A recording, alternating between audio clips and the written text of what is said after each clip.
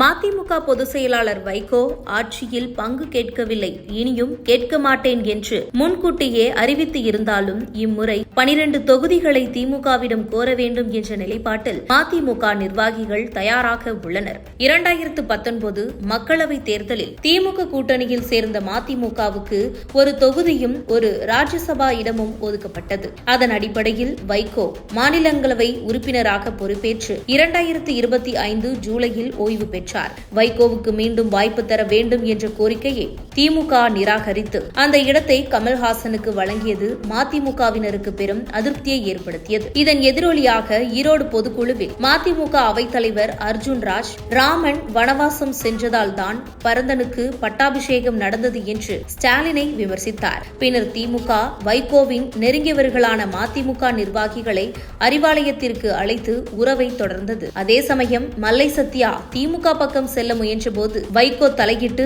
அதை தடுத்தார். பின்னர் மதிமுக நிர்வாக குழுவில் இந்துத்துவ சக்திகளை முறியடிக்க 2026லும் திமுக கூட்டணியை தொடரும் என்று தீர்மானம் நிறைவேற்றப்பட்டது.